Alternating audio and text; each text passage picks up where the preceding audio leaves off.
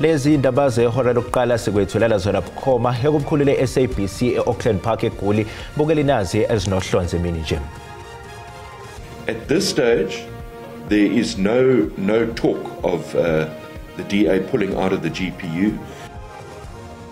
Umholi weDemocratic Alliance KwaZulu-Natal uFrancois Rogers usekhuthaza ubuholi beANC neDA kuzwelonke ngokuthi kuzofanele baxazulule ngokusheshsha umdonsiswano kuhulumeni wobumbano. But we saw the briefing given by doctors, which is a team of doctors around the child, was satisfying that he is under the good care. Ungqongqoshe wezokubusa ngokubambisana uvele enkosini ehlabisa iphelezo leziphathimandla zomkhandlu idolobha iGoli bahambele umfanyana oneminyaka eyisishiyagalombili ongeniswe esibhedlela ngemva kokudla ama-chips okusolwa ukuthi anobuthe eSoweto. Our top priorities are reducing murder, removing unnecessary firearms from communities. Ungqongqoshe wamaphoyisa uSenzo Mchunu nezikhulu zamaphoyisa babamba isithangamna bezindaba bezolandisa ngokuphuma engqongqotheleni yamaphoyisa yezinsuku ezintathu. Well, this simply means Royal AM does not exist anymore as a professional team. Sizoba nomthelelo kulog yebhethwe iPremiership esinqumo esithathwa ubuholi bePSL sokuyisusa ngokusemthethweni ohlwini lamaqembu iRoyal AM nesingaphansi komlawuli weSARS.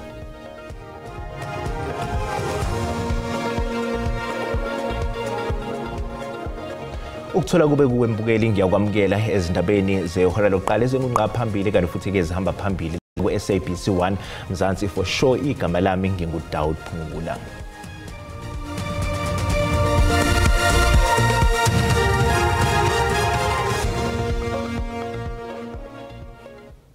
Umholi weDemocratic Alliance KwaZulu-Natal uFrancois Rogers usekhuthaza ubuholi beANC neDA ezingene eliphezulu ngokuthi kuzofanele baxazulule ngokusheshsha umdonsiswano abanawo ngohulumeni wobumbano.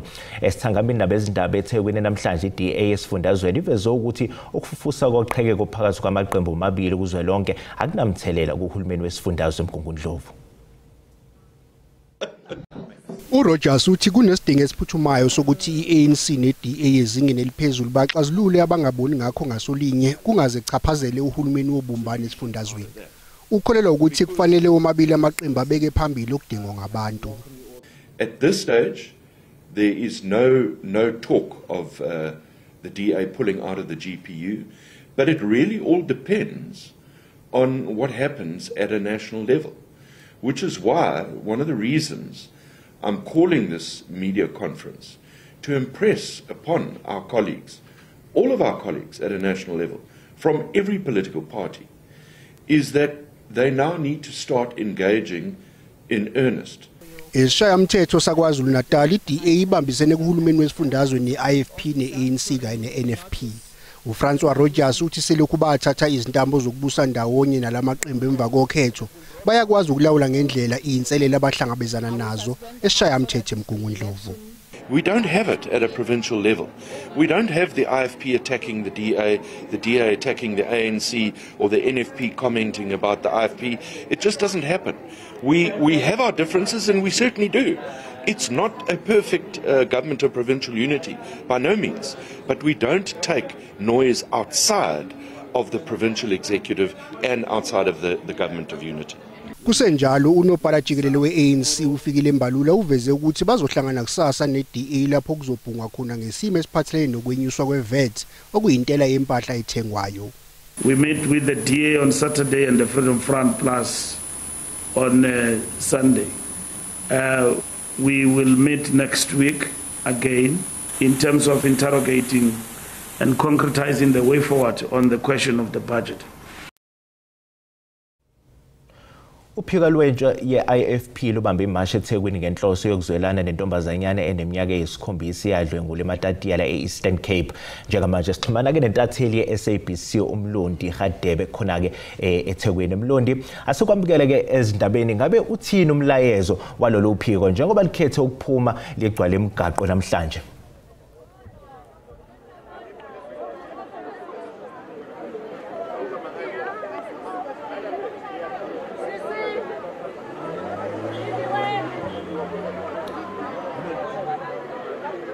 Sacela ukubuza Loda sukamukele indabeni ngabe uthini umlayezo walolu phiko ke le Dawudi silapha eThekwini phambi kweholo la khona lapha edolobheni kanti amalungu eIFP Youth Brigade kanye nezinye izinhlaka zalo leli qembu ziphume ngobuningi bazo ukuza lapha ke abahambisana nokuhlukunyezwa kwabantu besifazane ikakhulukazi nezingane kanti sizokhuluma lapha nomncedisi enqalo owumholi lapha eThekwini kwi-Youth Brigade umncedisi kafushane nje mhlambe kungani nikhethe ukuthi nize lapha eCity Hall.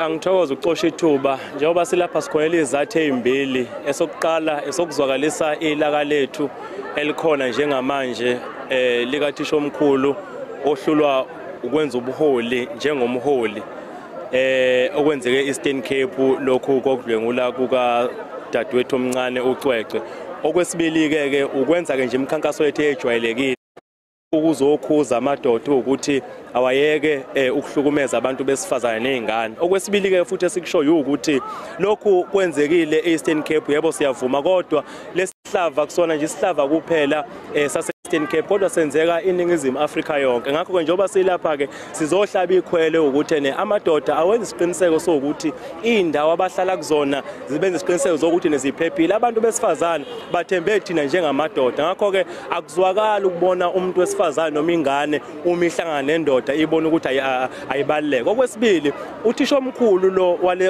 osolakala ngalesi senzo sokuthi ingane uyinukubezile thina besilindele ukuthi uthisha omkhulu uyena ozosuka kuqala ahambe ayotestwa isidoda sakhe ukubheka ukuthi asihambiselani nalesi sitholakala enganeni kodwa sibona uthisha omkhulu engene intangeni lokhu ke akuphoxi yena kuphela kodwa kuphoxa kuze kuphoxe nabanye uthisha omkhulu abangamadoda kwezinye indawo kuphoxa isithunzi sabo begcine nabanye uthisha omkhulu bangamadoda bengasathembekile ngakho angifuni ukuqamba ukuthi yena impela usehlisile isithunzi samanye amadoda abantu abangothisha omkhulu okwesibili ukuthi siyamcela ukuthi uhulumeni ikakhulu ezemfundo abenze isiqiniseko sokuthi izikole siba indawo ephephile ngoba izingane ezincane lezi zethu esizalayo ziyabuka ziyezwa ngalokho okwenzeke kuza kwabo uCwecwe ngakho izingane zogcina ukuthi ayiye esikoleni ingane igcina isaba ngakho ke uhulumeni akenze isiqiniseko sokuthi isikole usenza sibe conducive ezinganeni ukuze ingane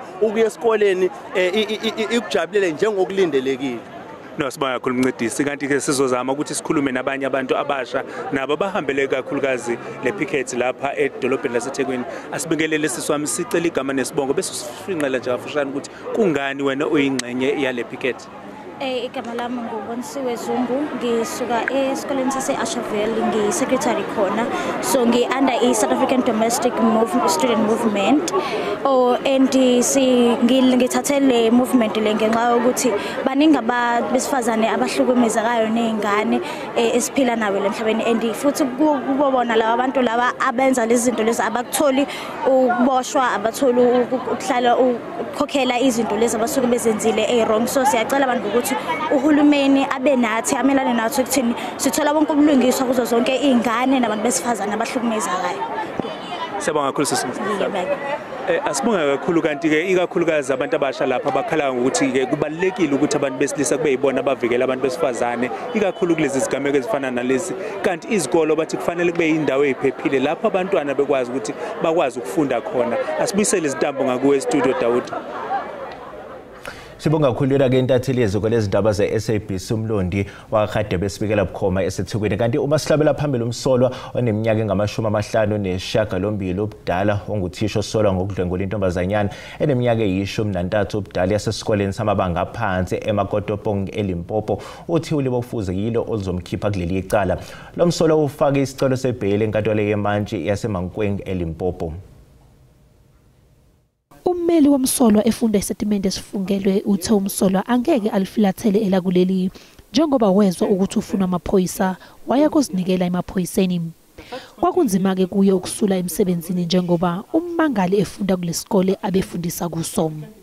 When I heard of the allegations against me, I realized that my continued service with the department would not be desirable, more so because the alleged victim is a learner at the same school where I am employed as a teacher. The decision to resign was a very difficult but necessary one. It was difficult because I have dedicated my life to studying the necessary qualifications and to contribute in society by teaching future professionals. Umsolwa uthi unezingane eziyishumi nonkosikazi ongasebenzi othembele kuye okumanje akazi ukuthi uphila ngani. I have a total number of 10 children whose ages range from 1 year old to 40 years old. These are my children from my current marriage and from my divorced or former wife. While I do not reside with all of these children, I maintain all of them to the extent necessary as none of them is employed. Umsolwa ke uthi akazange alenze leli cala. I did not commit the offences as alleged in the charge sheet, and I believe that the DNA results will absolve me from this case. Ukulalela kwesicelo sebail kuyaqhubeka. Njengoba ingqungquthela yokuqala yezinsuku ezintathu yamaphoyisa ibisiya ngasemaphethelweni, ungqongqoshe wamaphoyisa uSenzo Mchunu ngesikhathi ekhuluma nabezindaba ubalule izinto eziseqhulwini zomnyango ezokunciphisa ukubulawa kwabantu, ukulwa nodlame oluyamene nobulili nokuqeda ngezidakamizwa emphakathini. Manje bekuphothulwa ingqongqothela yamaphoyisa okuqala izinsuku ezintathu eKempton Park eMpumalanga Randi. Ungqongqoshe wamaphoyisa uSenzo Mchunu uchazela abezindaba ngezinqumo kanye namasu okunciphisa izinga lokubulala, ukuqeda ngezibhamu ezingekho emthethweni emphakathini kanye nesidingo sokuthuthukiswa kobuchwepheshe ukuze kuliwe nobugebengu. Our top priorities are reducing murder, removing unnecessary firearms from communities, removing drugs, fighting GBVNF together with other role players, and of course other related crimes that are on the increase as we observe, including kidnappings, extortions, cash in transit, heist, and stock theft. Umchunu uthi unethemba ukuthi kuzobuye kubanjwe enye ingqungquthela enjengalena eminyakeni emihlanu ezayo. Kusenjalo umkhuzi wamaphoyisa uJenene ufani Masimula uthi ukuthuthukiswa kwezobuchwepheshe kunganqanda izinga lobugebengu ezweni. Community engagement was a recurring concern, particularly on how digital platforms could be used to create new accessible channels for reporting crime, sharing information, and building accountability. Police safety and station security were also addressed with experts showing panic alert systems, CCTV, and threat detection technologies. Izithunywa zinxuse ukubonakala kwamaphoyisa okwengeziwe nokuqeqeshwa okuthuthukisiwe ukuze kuthuthukiswe umsebenzi wamaphoyisa. Ezindabeni ze-SABC nginguNondumiso Manyoni. Izinhlanganiso ezimele namalungu omphakathi KwaZulu-Natal abese kumkhuzi wamaphoyisa esifundazweni uLieutenant General Nhlanhla Mkhwanazi bakholelwa ukuthi kunentulo lokuzama ukumnqinda amandla emsebenzini ajutshele wona okulwisana nobugebengu KwaZulu-Natal. Abese kumkhwanazi bebehlele ukukhulela ngoqo wemarsh eThekwini namhlanje nokho sihoxisiwe ngemva ukuthi uphiko oluphenya amacala amaphoyisa iIP linqume ungabe lisaqhubeka nezitsolo zecala ebezibhekiswe kumkhuzi wamaphoyisa esifundazweni. Umkhwanazi akafunanga ukuphawula ngokuthi kungenza yini ukuthi ubeboshelwa amanqine enyathi ngaleli icala eselihoxisiwe yiIP. After meeting with the lawyers, we then wrote to IPID and the minister asking them to finish us with a complaint that they said they were basing the investigation from. The ministry office responded in an email telling me that now they don't know anything about it, I must ask IPID. So in IPID's letter that we wrote to them, they've never responded. That was a Monday after the news broke on a Sunday. The Tuesday, the head of investigation of IPID came to my office and he gave me the letter which he says they are withdrawing the letter that was asking me to give them the statement. So we have not deposited in statement because they withdrew that letter. That's almost, 2 or so weeks ago. We just didn't talk about it because they asked me not to go public about it. So I'm still waiting to see what is going to come out of it.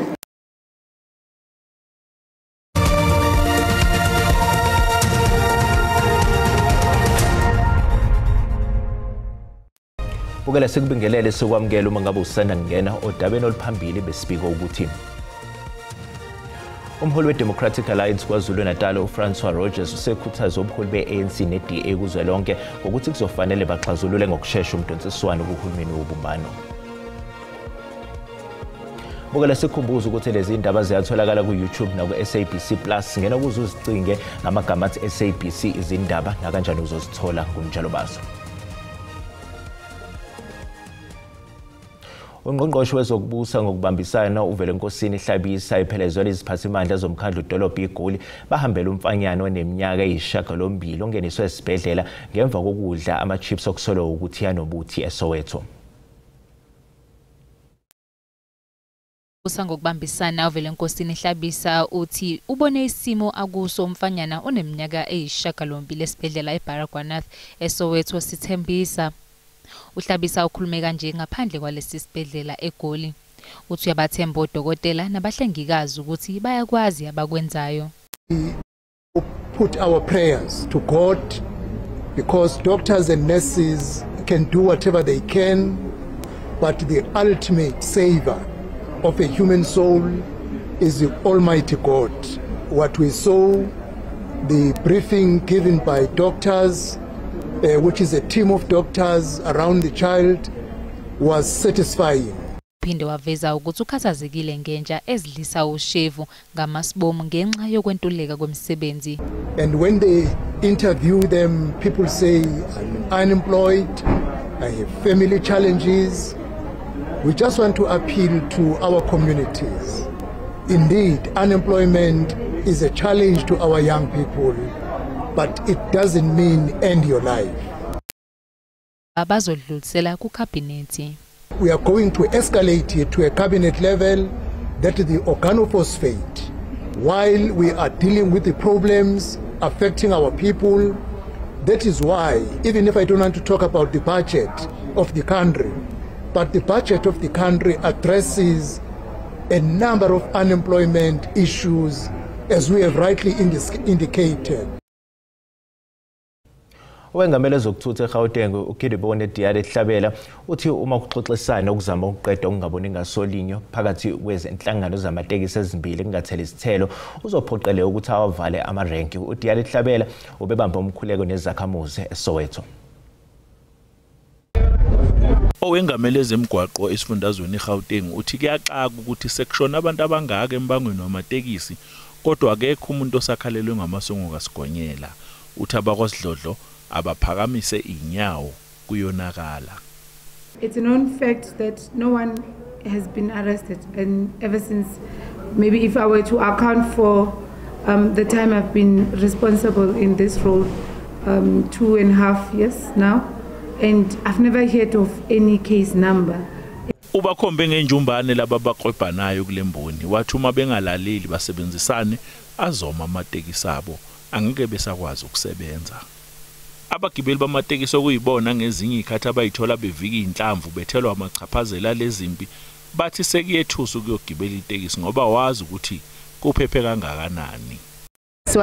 Eksene mintambama lamatekisi wona iwata nenanduwe sicela nje kuphele konke lokho kwenzakalayo ngoba siyawanida uma bangathwa yavalwa nje sizosala nje singenandawo lapho esogibela khona. I-taxi into esesiphile ngayo isikhathi eside. Ngithi solo ngaba khona emhlabeni ngilongisebenzisa i-taxi. Mayizovalwa namhlanje kulonyaka ngisedolobheni kuyoba nzima ngoba nestimela siyasilinda. Ngamhlanje nesishagalolunye abantu asebeshonile kulonyaka selokhu kuqubuke izimpi zamatekisi esifundazweni eGauteng. Igama lami nguCalvin wakwaDludla endabeni ze-SABC. Amaphoyisa omgwaqo eGauteng ebambisene ne-SAPS namhlanje agasele endaweni eyimjondolo iDalimpofu eSoshanguve ngenhloso yokuqeda ubugebengu kanye nezinye izenzo eziphambene nomthetho kuleya ndawo.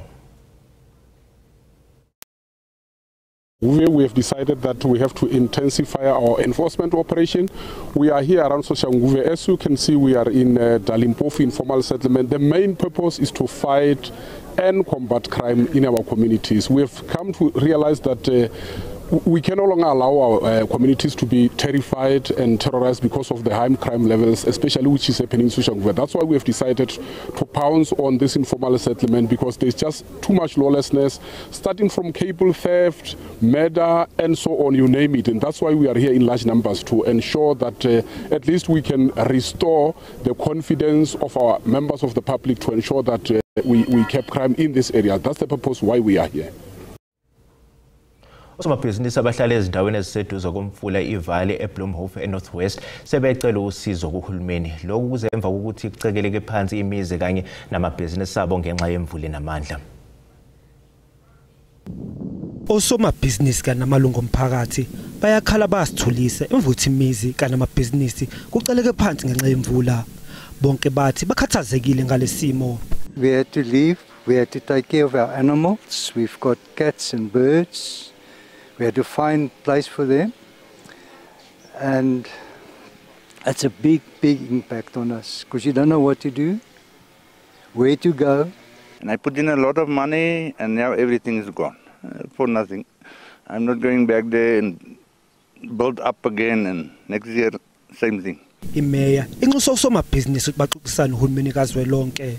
Dams are a responsibility of national government in a form of water and sanitation department, and the only thing that we are pleading is that the residents must work together with the national department relevant that regulate dams, and if perhaps there is a concession from either the part of national government or from the part of residents that they are close to the river, and as a result of that they should not be built in there. Government must enter into talks with them to see what is it that can be done for them to be relocated, operate their businesses somewhere. Ungqongqoshe wezamanzi nenhlanzeko ulindele ukuthi avakashele lapha namhlanje.